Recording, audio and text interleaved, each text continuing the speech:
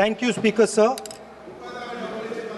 for letting me speak on this really important matter.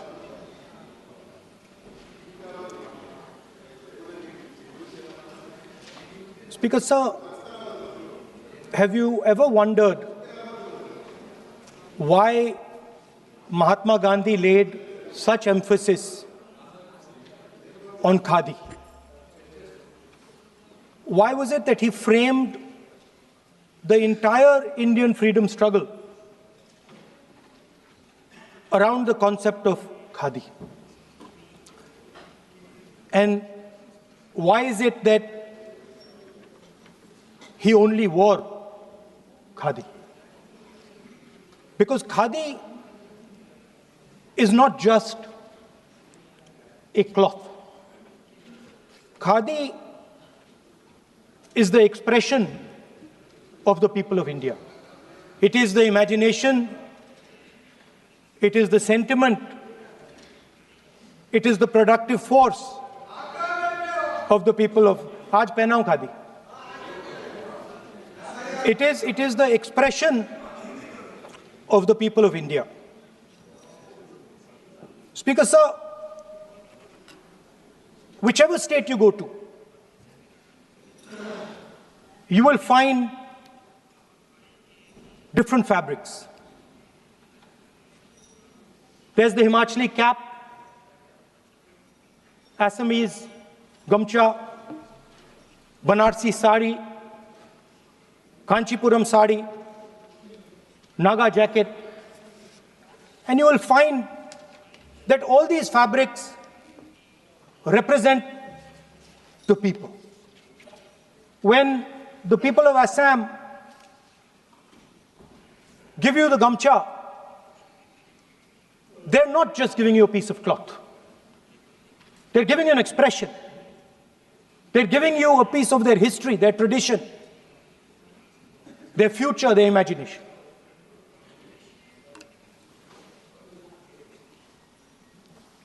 It's the same when the Nagas wear their jacket. When they come and see us, they make us wear the jacket because they want us to be embraced by the fabric. But Speaker, sir, these fabrics are beautiful. But if you look slightly deeper and you look closely at the fabric, you will find that each one of them has thousands of little threads embracing each other. A Kanchipuram sari might have a golden thread, but the golden thread means nothing without the green thread or the yellow thread near it. The other thing to notice about the sari or any other fabric is that all the threads are equal. No one thread is superior to another thread. They all come together. The threads cannot protect you. The threads cannot keep you warm.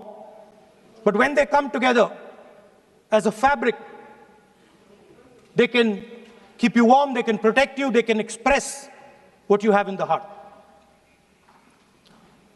Speaker, sir, in the same way, our nation is also a fabric. It's a fabric made up of 1.4 billion people, and the fabric is woven together by the vote. Let me repeat it. It is a fabric of 1.5 billion people, and it is woven together by the vote.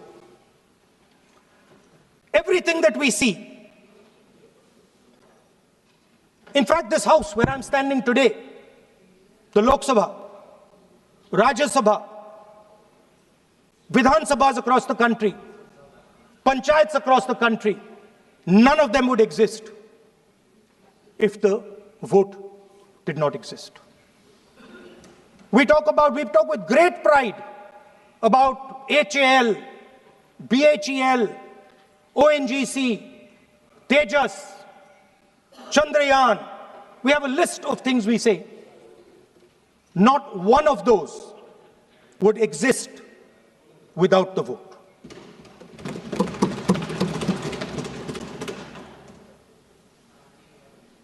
Speaker, sir,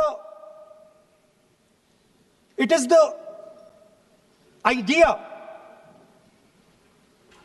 that every thread, every person in the Union of India is equal that disturbs my friends in the RSS. They are happy to see the fabric, but they cannot stand the idea that every single person in the fabric of our country, regardless of what religion they come from, regardless of what community they come from, regardless of what language they speak, should be equal. Because they fundamentally do not believe in equality. They believe in a hierarchy, and they believe that they should be on top of that hierarchy.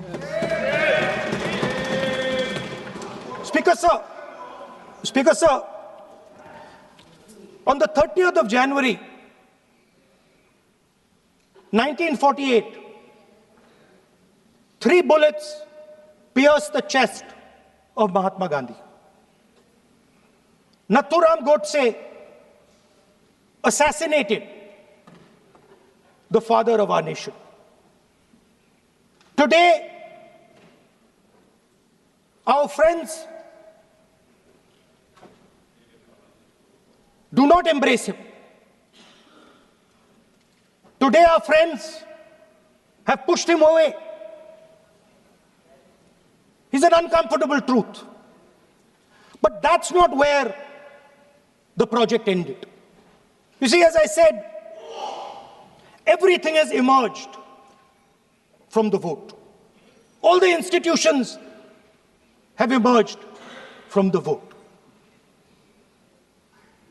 So it's obvious that the RSS has to capture all the institutions that have emerged from the vote. So the project, after Gandhiji's assassination, the next step of the project was the wholesale capture of India's institutional framework. So these are uncomfortable truths, but they have to be spoken. My friends don't like the connections I'm making. They're disturbed by them. It's obvious. Speaker, sir, so after the father of the nation was assassinated, his vision of an equal India, of an India where institutions belong to the people, had to be destroyed. And so the process started, and the RSS attempted to capture one institution after the other.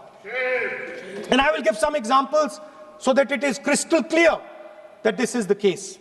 Everybody knows how vice chancellors are placed on top of Indian universities today. Every single person knows this. You go to any university, you speak to any youngster in India, he will tell you that it does not matter whether the professor has qualifications. It does not matter whether the professor has a scientific temperament. The only thing that matters is the professor belongs. Speaker, sir, I want to make it very clear. Please. Speaker, sir, I want to make it very clear. The discussion is about votes. The discussion is about the stealing of votes. The discussion is about the SIR.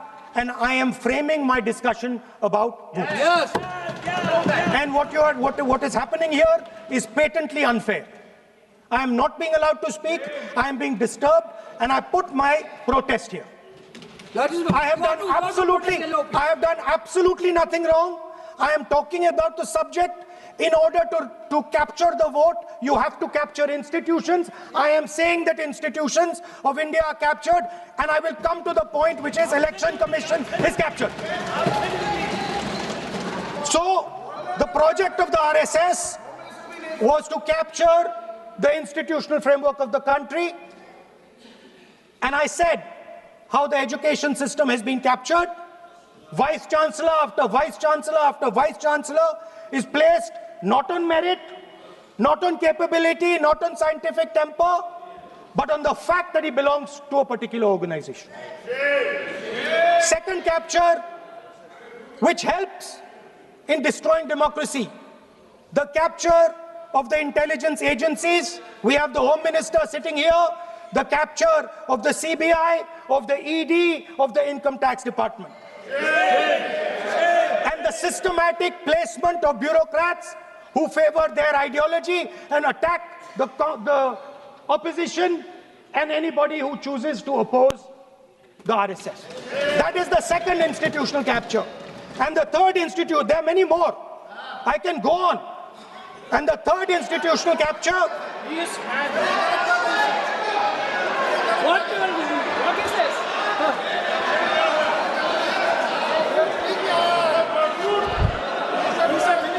मानिए please मानिए. Yes, become sonite.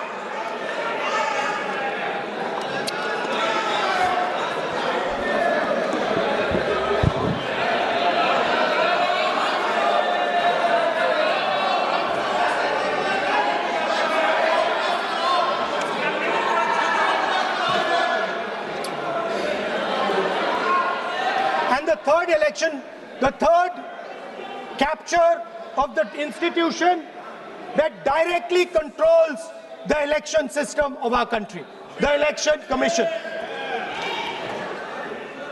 Now, I am not saying this without proof.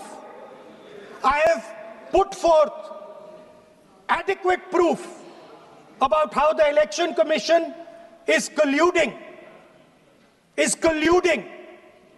with those in power to shape the elections. But I want to ask three questions first, which will make it very clear that the BJP is directing and using the Election Commission to damage India's democracy. The first question, why is it that the CJI was removed from the selection panel of the Election Commissioner?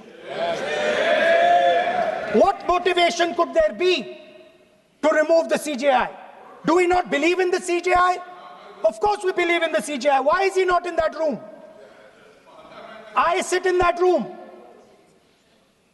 It is so-called a democratic decision.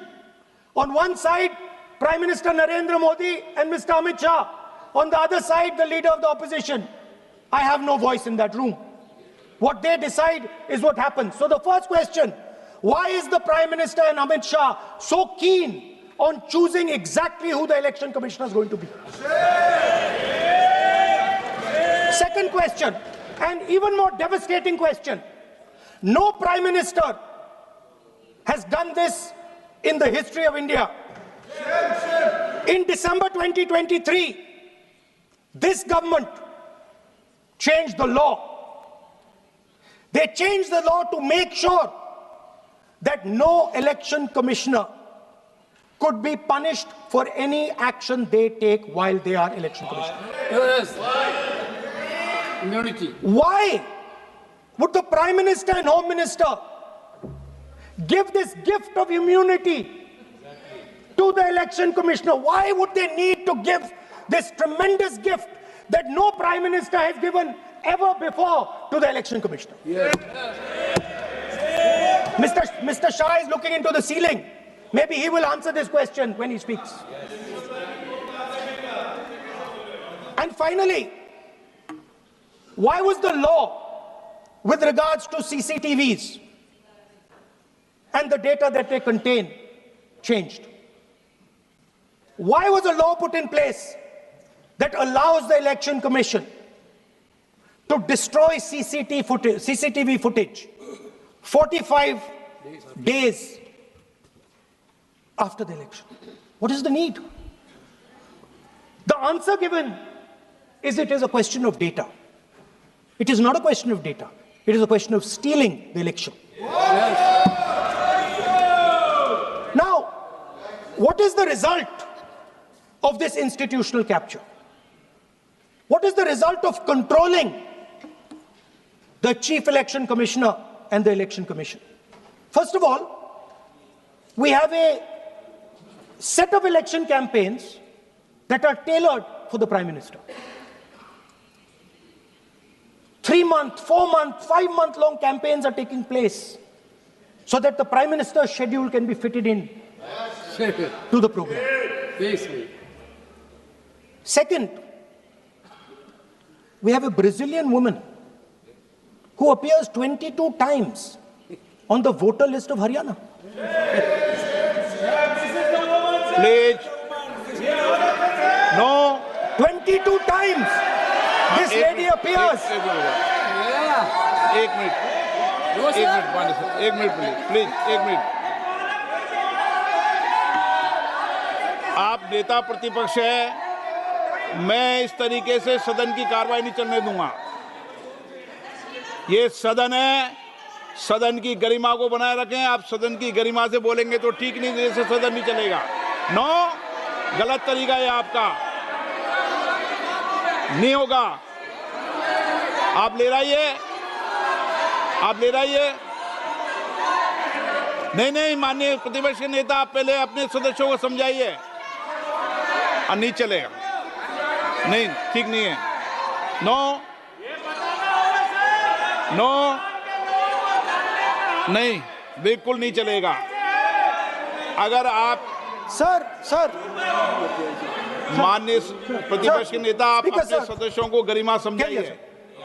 Sir, but ये तरीका आप इतने सालों तक यहाँ पर हैं, ये तरीका उचित है क्या?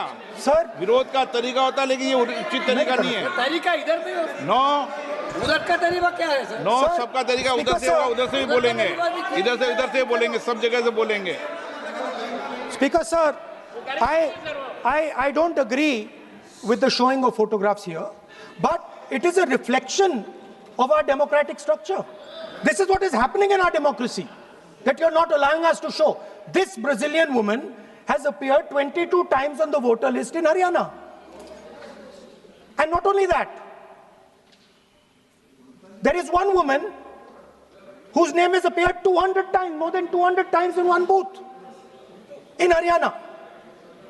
And it is very clear, and I have proven without doubt, that the election of Haryana was stolen and the theft was ensured by the Election Commission of India. I've said it again and again and again.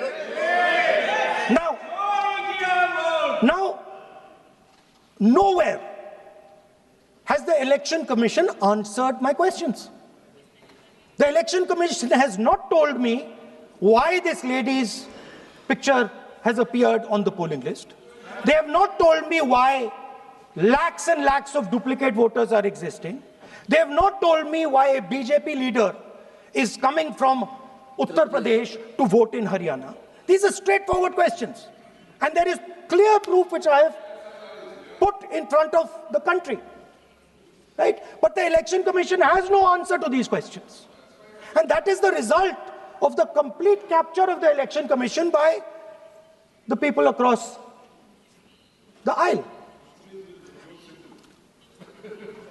By the way, you're talking about SIR in Bihar. Let me say something about SIR in Bihar. Why is it that after the SIR in Bihar, 1.2 lakh duplicate photos are existing in Bihar, in the voting list? If you've cleaned up the voting list, why are there 1.2 lakh duplicates in Bihar? And we've not just proven this about Haryana. We have proven this in Karnataka, we have proven this in Maharashtra, and I'm absolutely certain this is how you're winning elections in Madhya Pradesh, in Uttar Pradesh, in Bihar, across the country. Now, so what I'm putting on the table is, it is very clear that you've captured the institution. I've shown the mechanism of that capture. I'm also showing you how the Election Commission is doing things that are completely out of line. I'm not getting any answers. Right? So now, let us come to how, when we are talking about electoral reform. Electoral reform is very simple. The point is, nobody wants to do it. The government doesn't want to do it. What does electoral reform require? What we've been saying. Number one, give machine-readable voter lists to all political parties 1 month before the election. That's the first step. The second step is take back the law that allows the destruction of CCTVs, CCTV footage. Very simple, not difficult. While you're doing that, also tell us what is the architecture of the EVM. Give us access to the EVM. Let our experts go and see what is inside the EVM. Till today, we have not had access to the EVM. We are not shown the architecture of the EVM. We're not physically allowed to go and see an EVM. Give us the architecture. Give us access to the EVM. And finally, please change the law that allows the election commissioner to get away with whatever he wants to do. That's all the electoral reforms you need. And I want to assure the election commissioner that they might be under the impression that this law lets them get away with it. Let me remind them, don't worry, we are going to change the law, and we are going to change it retroactively, and we are going to come and find you. Right? So this is the situation that the country is faced with. You know, everybody says to us, India is the biggest democracy. Actually, I was thinking today, we're not just the biggest democracy, we're the greatest democracy. And I'm not saying it just like that. I'm saying it, America calls itself the oldest democracy. But the democracy that weaves together the largest number of people, the largest diversity of people, the largest number of languages, the largest number of states is this. And so our most powerful asset,